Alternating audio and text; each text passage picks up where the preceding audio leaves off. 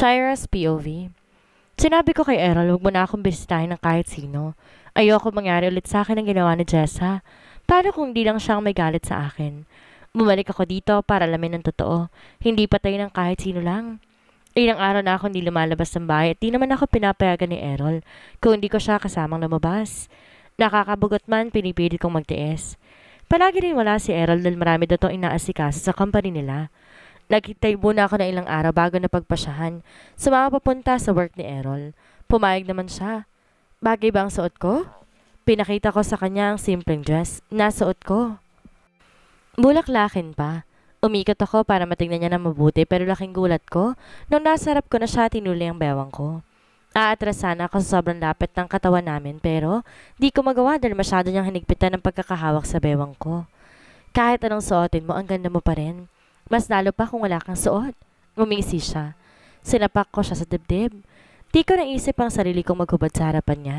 Siguro dati pero ngayon hindi ko gagawin yon. Lumayo ako, tinilikuran siya para ayusin ulit ang sarili ko. Nagulo din ang buhok ko. Paglabas namin ng bahay, sinarado ko to gamit ang susing hawak ko. Baka kasi pasukin ng magnanakaw, wala pa namang tao. Binuksan niyang front seat para makapasok ako. Pagsakay ko, mabilis kong sinot ang seatbelt ko. Sinarado niya ang pintuan at lumibot. Di ko na tinignan pa ang pagpasok niya. Binuhay niya agad ang makina na mapatingin sa oras sa relo niya. Kinapa akong leg na may maramdamang nakasabit na kwintas. Tumingin ako sa salamin at sinuri ang kwintas sa leg ko. Sinot mo ba sa akin ang kwintas? Hindi ko kasi naramdaman kanina eh. Nilingon niya ako pero agad ding ibinilik ang tingin sa daan. Yeah, simple niyang sagot. Tumahimik ako. Hanggang makarating kami ng opisina na una siyang bumaba.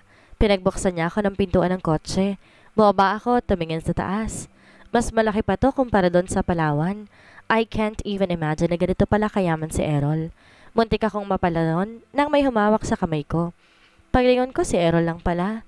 Bitawin mo nga ako. Pilit kong inaalis ang kamay kong hawak niya.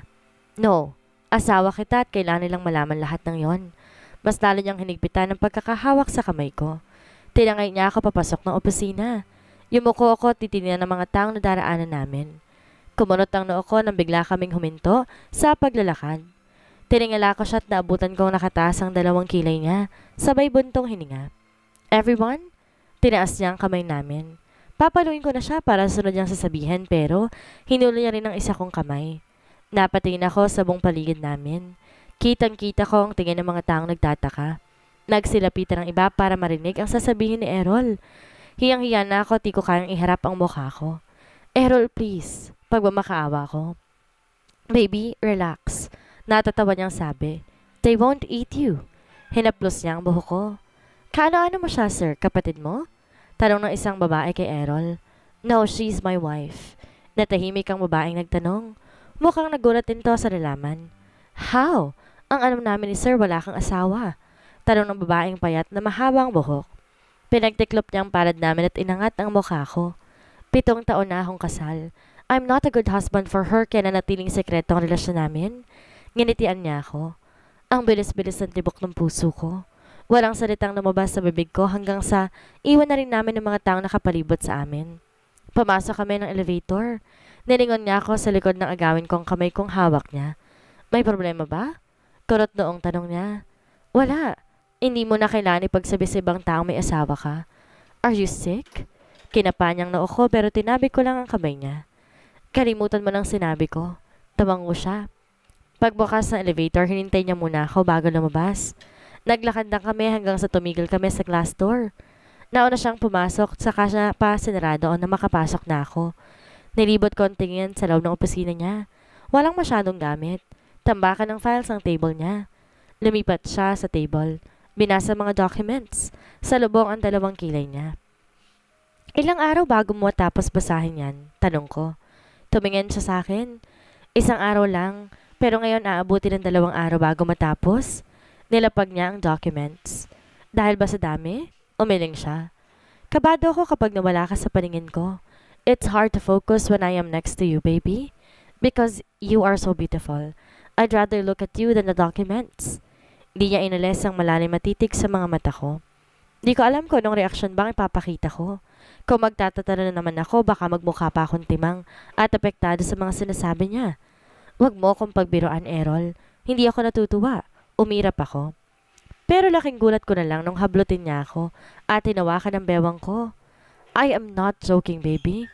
Tikaw mabibig ko lalo't ang mga tingin niya sa akin. Seryosong seryoso. Ang bilis-bilis ng tibok ng puso ko. Bumaba ang tingin niya sa labi ko at akmang ilalapit niyang labi sa may nagsalita sa likod namin kaya mabilis ko siyang naitulak para magkahiwalay kami. Excuse me, sir? Isang boses ng babae. Inayos kong sarili at tumingin sa babaeng bagong pasok pa lamang. Nilampasan niya ako at lumapit kay Errol. May document siyang pinakita dito. Agad namang pinirmahan ni Errol yon. Pinapasabi pala ni Ma'am Sandra na cancel mood ang meeting, sir. Kumalabog ang dibdib ko nang marinig kong pangalan ni Sandra. Pero hindi naman siya ang Sandra dito sa mundo. Sabi sa akin ni Lola, kaibigan ko siya. May posibilidad kaya na kilala siya ni Errol? What if siya talaga? Ang lapit ng mundo namin dalawa kung siya nga iyon. Pagkatapos mag-usap ng sekretary niya, sinimulan niyang magbasa ng documents. Paminsan-minsan naabutan kong tingin niya sa akin. Nakaupo lang naman ako sa sofa. Tatayo pa lang ako na magsalita si Errol. Saan ka pupunta? Tinigil niya ang pagbabasa. Maghihilamos lang, Errol. Di naman ako aalis sa opisina niya eh.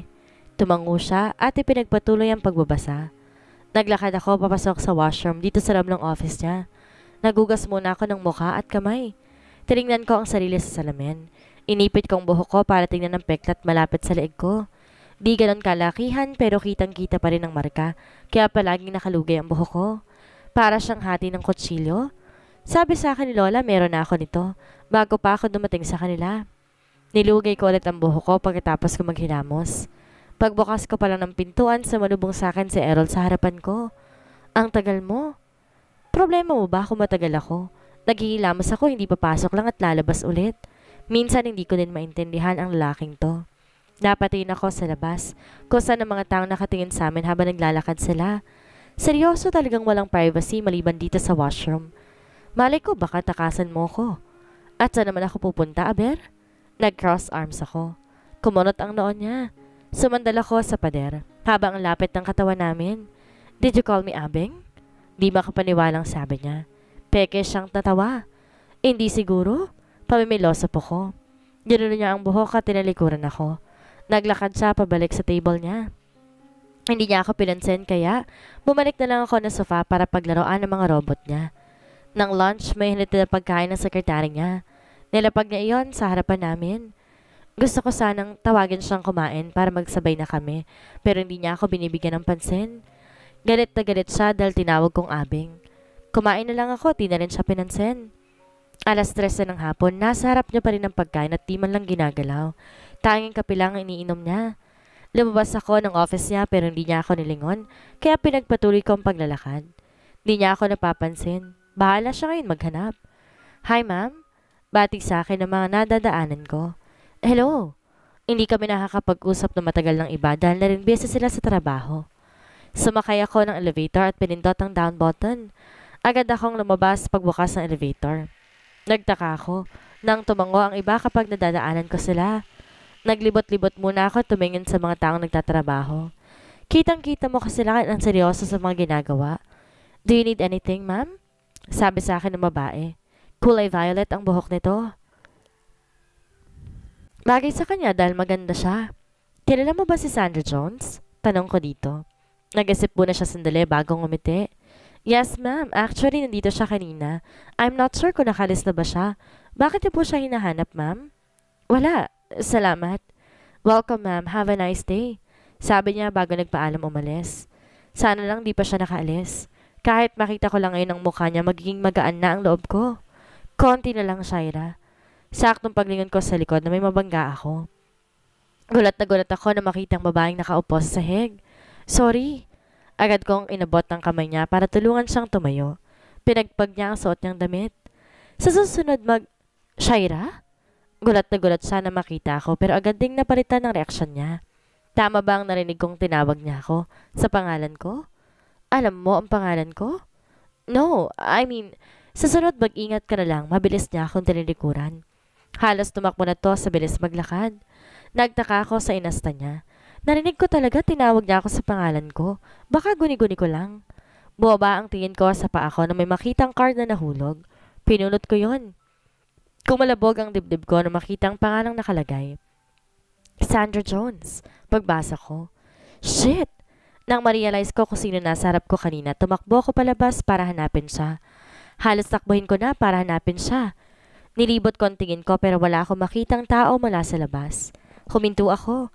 Habol-habol kong hininga. Nasa harap ko na. Shaira naman. Nagpadyak ako sa sobrang inis ko sa sarili ko. Ang pinagtataka ko kung bakit niya ako tinatakasan. May malaki ba siyang kasalanang ginawa sa akin? At sino siya? Ang babaeng nakasama niya noon para alagaan ako. Baby? Boses ni Errol mula sa likod ko. Binalingan ko siya ng tingin. Habol-habol itong hininga habang lumalapit sa akin. Niyakap niya ako na mahigpit. Hindi ako makagalaw dahil sa ginawa niya. Sabi kong huwag kang mawawala sa paningin ko, wifey. Ayoko mangyari ulit ang dati. Takot na akong iwan ulit. Bulong pa nito. Pagising ko, hindi ko kayang tumayo o gumalaw man lamang dahil sa ginawa niya. Sabi kong huwag kang mawawala sa paningin ko, wife. Gusto ko na lamang na imukmuk ang sarili ko. I hate my menstruations dahil tuwing dinadatan ako sobrang sakit. Nawawala pa ako sa mood. Palagi akong galit kaya mas pinili ko na lang ikulong ang sarili. Bumukas ang pintuan, pero hindi ko na nagawa pang lumingon. What happened, baby? Bumangon ka na. Dinig kong boses ni Errol. Siniksik ko pa rin ang sarili ko sa unan, habang hawak ko ang puson ko. Ang sakit? Gusto ko na lang iiyak ang sakit. What? Lumapit siya sa akin at hinawakan ako. Tinulungan niya akong bumangon habang nagtatakang tingin niya. Dinatnan ako, Errol. Ang sakit ng puson ko. Nangihina akong sabi. Do you have a sanitary napkin? Kurot noong tanong pa niya. Uminit ang pisngi ko. Nahihiyaman umiling ako. Kaya mo pa rin ba? Bibili ako ng gamot at sanitary napkin mo. Kumunot ang noo ko dahil sa pagtataka. Paano mo nalaman lahat ng kailangan ko? Pumula ang pisngi niya at di makatingin ng diretso sa akin. Every girl's used it, baby. Tumangutango ako, kaya na rin siguro, ano ba naman ang pinag-iisip ko? Nagulat ako nang haplusin niya ang buhok ko. Bababasa ng kamay niya sa leeg ko pero agad akong umiwas. Bumuntong hininga siyang tumayo. Babalik agad ako. Just wait, baby. Nagpaalam na rin siyang umalis. Binalik ko ang sarili ko sa pagkakahiga. Di ko mapigilan ang pagpadyak ko sa paa ko. Ang sakit pa rin talaga. Di ako makatulog dahil sa sakit. Pakiramdam ko inuubos yung lakas ko. Malakas ang pagpisil ko sa puson ko. Patalikod din ang pahiga ko. Ilang sandali pa bumalik na rin agad si Errol. Bumangon ako at binigay niya sa akin ang binili niya. Kumunot ang noo ko dahil iba't ibang klase ng napkin ang binili niya. Pagbalik niya, inabot niya sa akin ng tubig. Ininom ko ang gamot at binilik sa kanya ang tubig. I cannot choose kung anong ginagamit mo kaya binili ko na lang yung may pitsure. Napakamot siya ng ulo. Salamat. Tumayo ako at dumiretso papasok ng bathroom para isuot ang napkin binili niya sa akin. Good choice naman lahat with wings pa. Paglabas ko, naabutan ko siyang nakatayo habang naka-cross arms. Tumingin siya sa akin pababasa. Bastos ka? Kinuha ko ang unan. Tinapon ko yon sa kanya. Nasalo lang niya ito. Inis na ako sa ginagawa niya. What the heck? Iniisip ko lang kung bakit di ako naging napkin na lang. Napakamot siya sa ulo. Para akong sasabog na bulkan sa sobrang pula ng pisngi ko. Pinagkukuha ko ang unan at tinatapon yun sa kanya. Shit! Nalimutan kong masakit nga palang puson ko. Umalis ka dito. Umalis ka! Sigaw ko sa kanya. I'm just kidding, baby. Ginagawa niyang pangharang ang dalawang kamay niya. Lumayas ka. Pinagpapalo ko sa kanyang unan. Baby, stop. Lalabas na ako. Tumakbo siya palabas ng pintuan.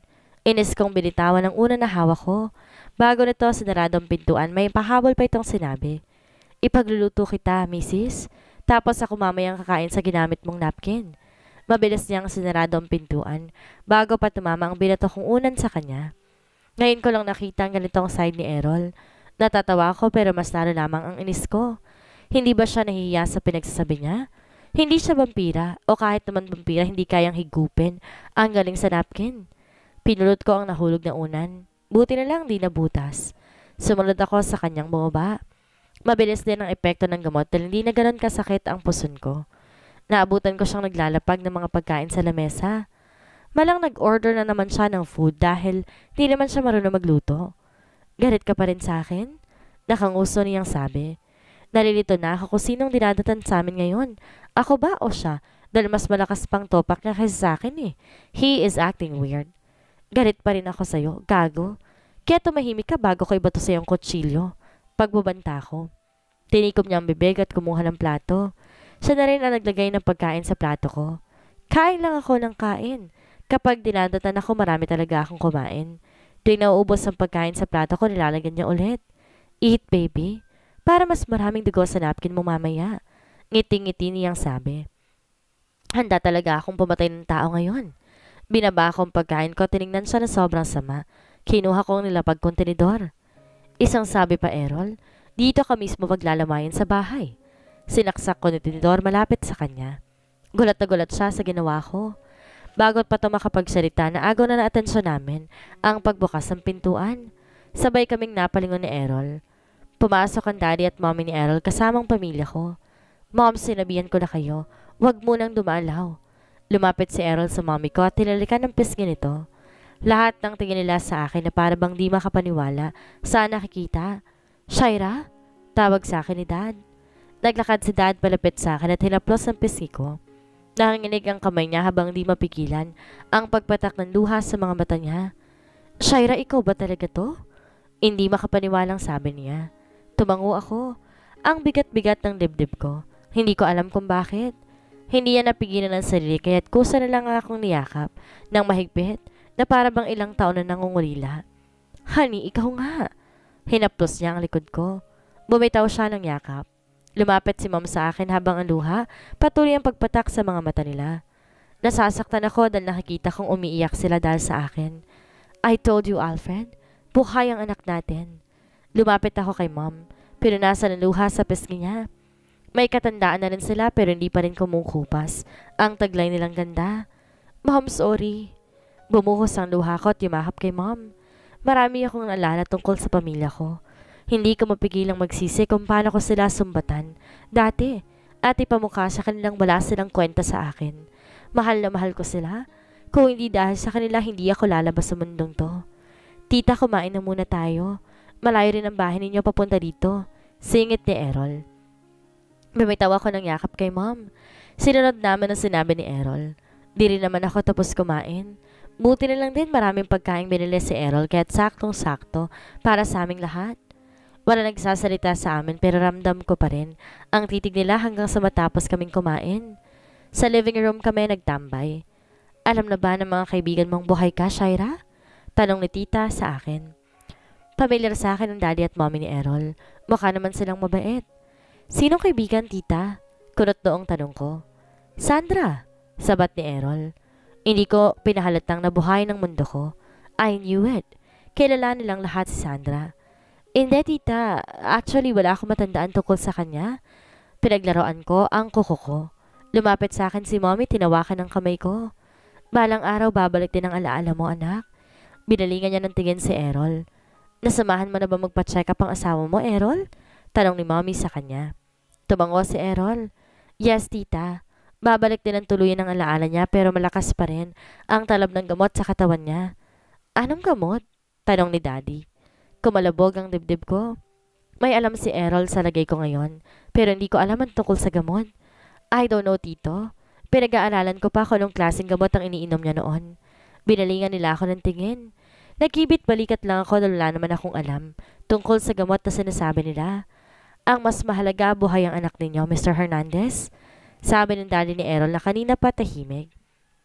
Kapag nalaman mo na kung anong klaseng gamot ito, Errol, na muntik na ikamatay ng anak ko, sabihin mo sa akin. Tumango si Errol.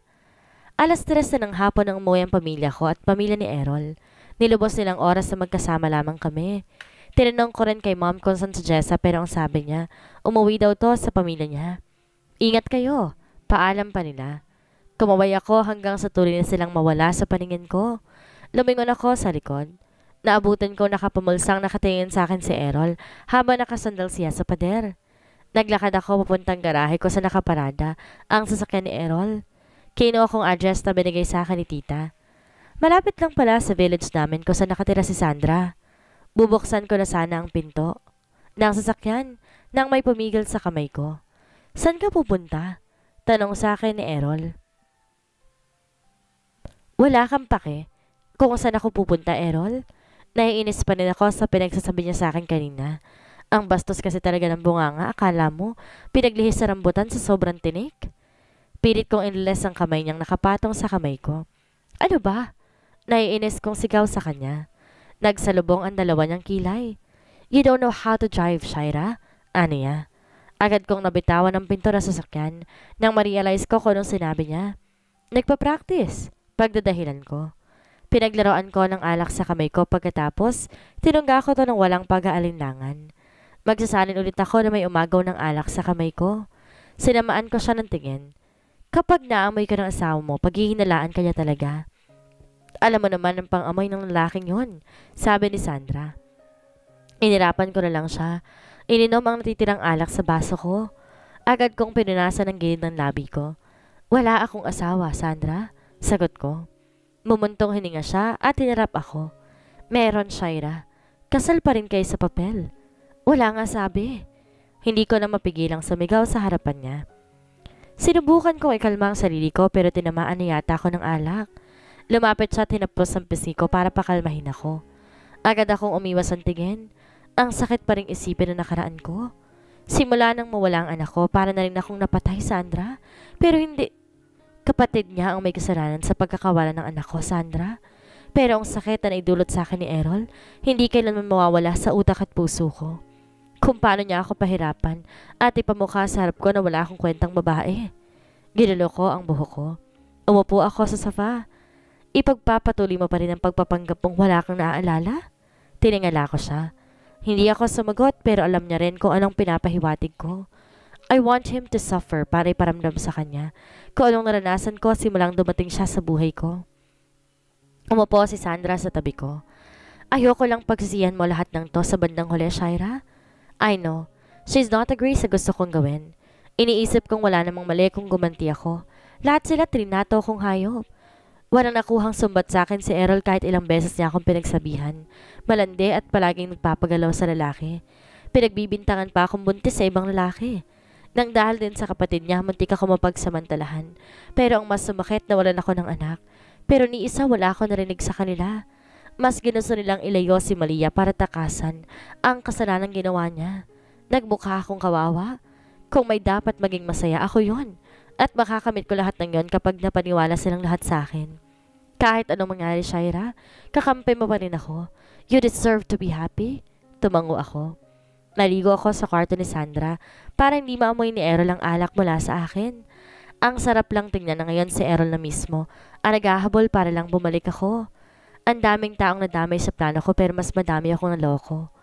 Unti-unti kong ipaparamdam sa kanya kung paano ako masaktan dati at ang kapatid niya subukan niya lang bumalik. Pagkatapos kong maligo, nagbihis na rin ako at tiniyo ang buhok ko. Ang galing mong umarte, Sandra. Natatawang sabi ko. Mas magaling ka. Pati pamilya mo napaniwala mong nawalan ka ng alaala. Hindi ko rin alam. Si Jessa mukhang nakanya ako mahihirapan. Ang lakas ng pangamoy ng babaeng yun kaya mag-iingat ako. Sumakay ako sa kotse ni Sandra. Ako ang nagmaneho. Nasa tabi ko rin si Sandra. Ilang taon na rin akong hindi nakapag-drive kaya mas mabuti nang katabi ko siya. Malapit lang talaga ang village ng bahay ni Errol kaya pagpasok namin inihinto kong sasakyan. Malayo sa bahay dahil baka makita ko nito. Inalis ko ang seatbelt ko. Take care, Shaira.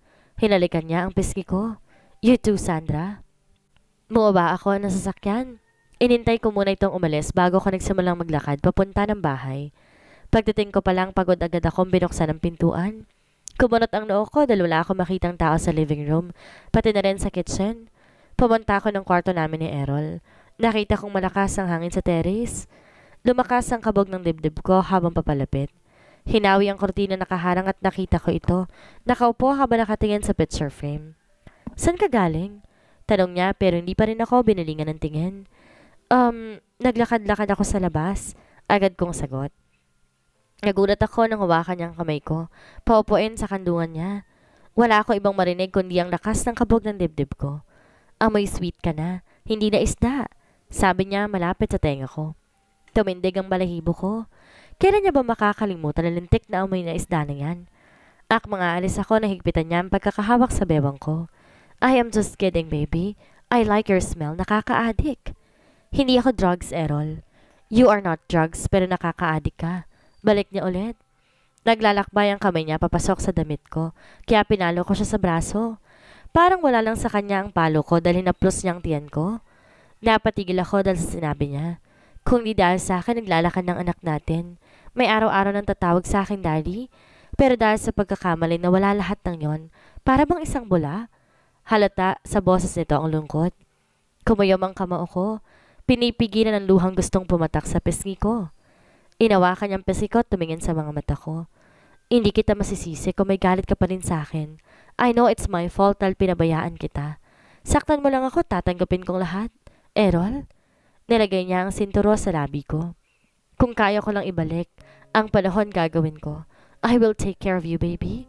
Unti-unti niyang nilalapit ang sarili. Pumikit ako, tinintay dumapo ang malambot niyang labi sa labi ko. Nang ramdam ko ang labi niya, tumugon ako sa halik niya. This is one of my plans. Ang sabayan siya sa mga bagay na aasa lang siya. Pinilupot ko ang kamay sa leeg niya habang isang kamay niya nakahawak sa bewang ko. Agad nagbitaw ang mga labi namin. Isang mura ang sinabi niya nang tumunog ang telepono niya. Istorbo? Kinuha niya ang telepono sa lamesa. Tinignan ko sinong tumawag. Anong klaseng ringtone yan? Mukhang in love. Napangisi ako na makitang tumatawag si Sandra sa kanya. Sagutin mo na, baka mainip. Tumayo ako at umalis sa kandungan niya. I'm not yet done, baby. Sabi niya bago ko tinalikuran at sinagot ang tawag. Nilanghap ko ang simoy ng hangin. Tirik na tirik ang araw. Kamusta na kaya si Lolo at Lola sa Palawan? Namimiss ko na rin sila. 2 linggo na rin ang lumipas mula nang umalis ako. Pumasok ako sa loob, sakto na abutan ko. Naguhubad ng damit si Errol kaya mabilis akong tumalikod at ipinikit ang mata. Shit naman! Bulong ko. What are you doing, baby?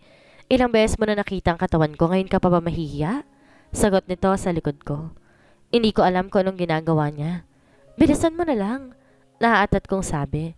Patuloy pa rin sa pagpikit ang mga mata ko. Iba pa rin ang pakiramdam kapag makikita mo tong maghuhubad ng buong damit.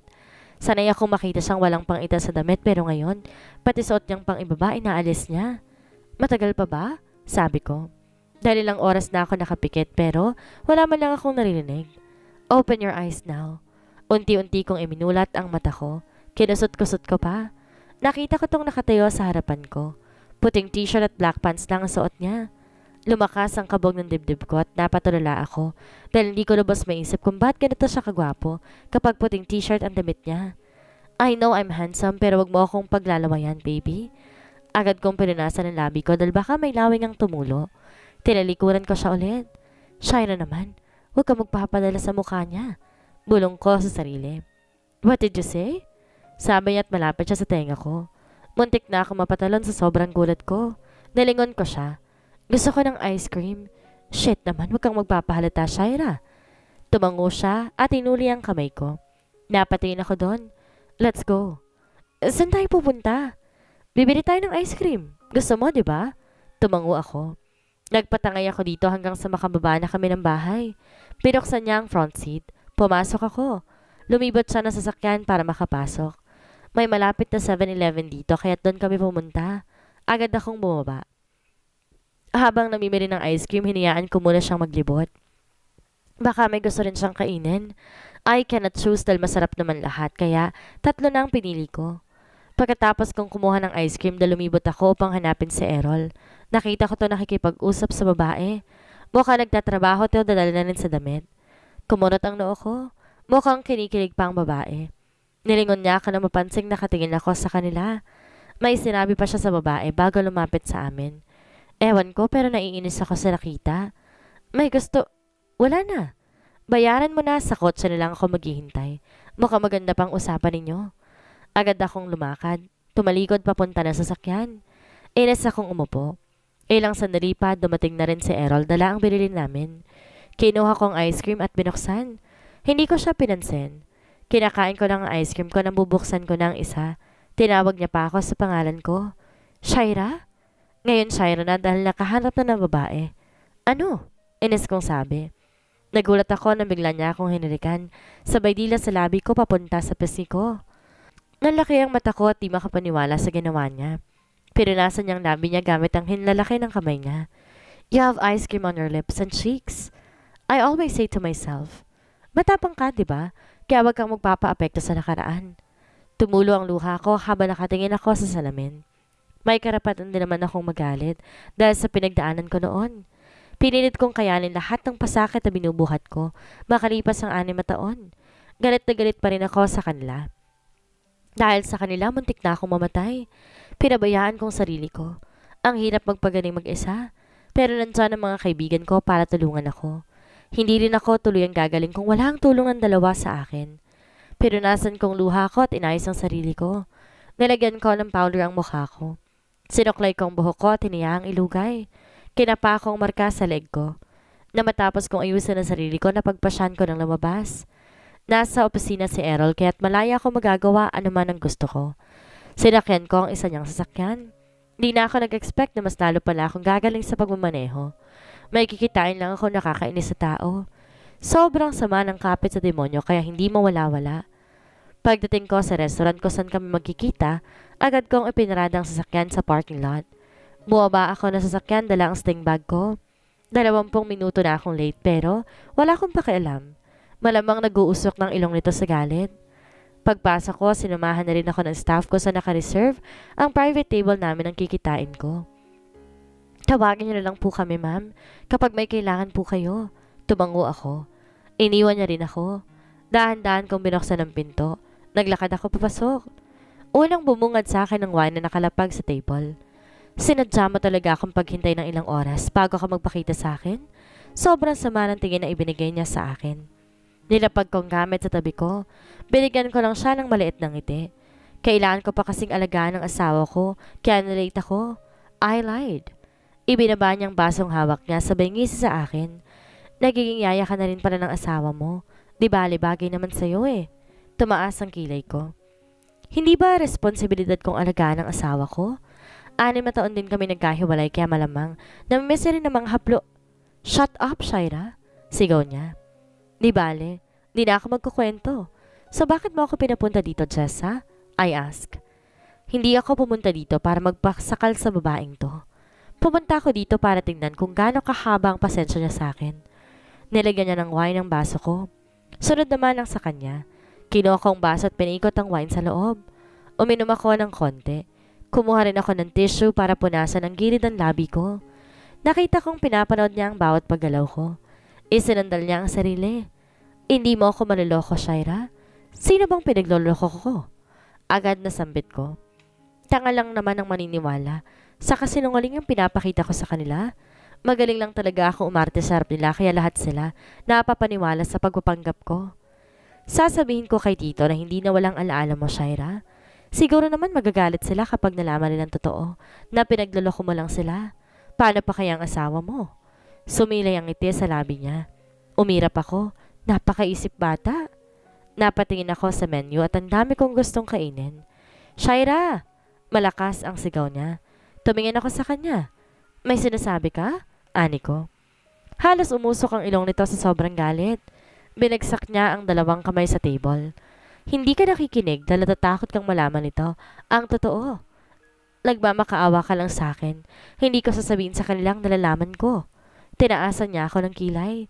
Hindi ko na lang siya pinansin. Tinawag ko ang staff at sinabi lahat ng orders ko. Do you have anything to add, ma'am? Tumingin ulit ako kay Jessa. May gusto ka pa bang idagdag, Jessa? Or gusto mong pinutol niya kaagad ako? Huwag kang epal, Shaira. Hindi ako makikishare sa'yo.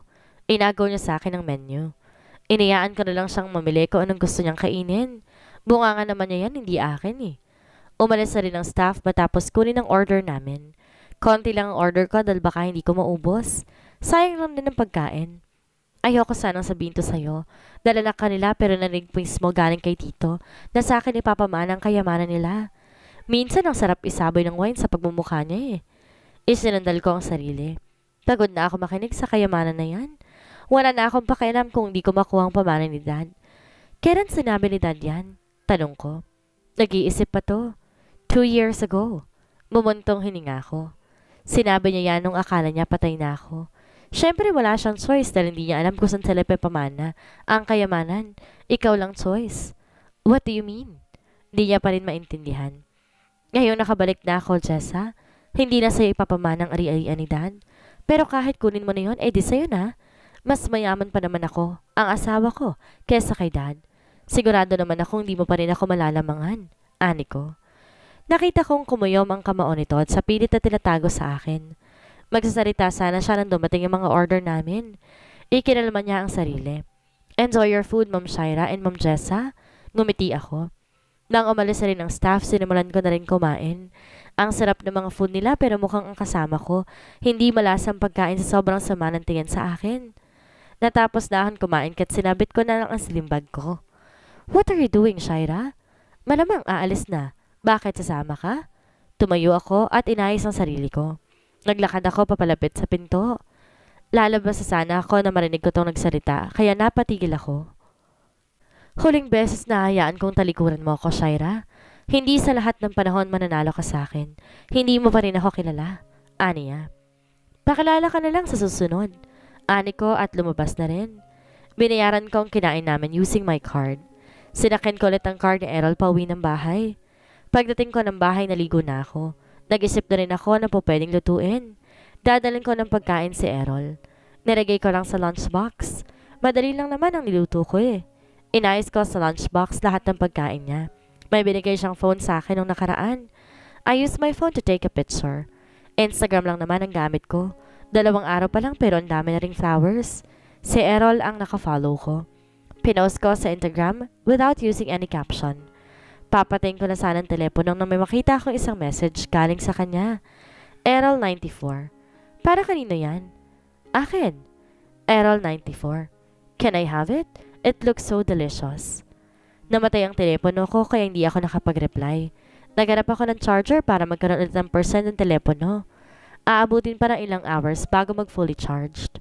Di naman madaling lamigin ang pagkain kaya nagpatimpla muna ako ng kape. Nasa kalitaan ako ng pagkakape na makita kong bumukas ang pintuan. Kumunot ang noo ko na makita ko si Errol. Nakapamulsa siyang lumapit sa akin. Bakit nandito ka? Di ba may meeting ka pa ngayon? Yun ang alam ko kaya hindi ko muna dinala sa kanyang lunchbox. Cancelled ang meeting? Aniya. Umupo siya sa tabi. Bakit? I wanna taste it, baby. Nasa na? Napaka-importante ng meeting niya. Umuwi pa siya dahil ang sa lunchbox. Tumayo ako at ginawa sa paper bag ang lunchbox. Inabot ko yun sa kanya. Agad niyang binuksan ang lunchbox. Di ko na tinignan pa ang reaksyon niya dahil nakita naman siya sa post ko kanina. Hindi ka nag-reply kanina. Tinuro ko ang telepono na naka-charge. Tumango-tango siya. Sinimulan niyang tikman ang niluto ko. Nagulat ako na maubos niyang lahat na nilagay kong pagkain. Nang matapos siyang kumain, binigyan ko na siya ng tubig para makainom. Napatingin pa ako sa Adam's apple niya. Nakakamiss ang luto ng misis ko, pero nasa niya ang gilid ng labi niya. Inayos ko ang necktie niyang nagulo dahil sa pagiging makulit niya. Tingnan mo ang necktie, Errol, napakagulo. Ayusin mo naman. Sita ko sa kanya. Kumunot ang noo ko nang nitian niya lamang ako. Bahagya ako lumayo. Mas pipiliin kong magulo palagi ang necktie ko. Kung ganito ka naman kalapit yung inaayos ang necktie ko. He kissed my forehead. Tumayo siya, tinawakan ng kamay ko. Tumingin siya sa telepono at pinatay din kaagad. Babalik na ako. Sinisigawan na ako ni father-in-law. Napakamot siya sa ulo. Bahagya pa ako natawa. Umalis ka na, Errol. Baka mag-usok ng ilong ni Dad sa Ines. Ani ko. He kissed my forehead again. Uuwi ako agad. Take care, wife. Ani niya bago binitawan ng kamay ko. Inihatid ko na siya palabas ng bahay.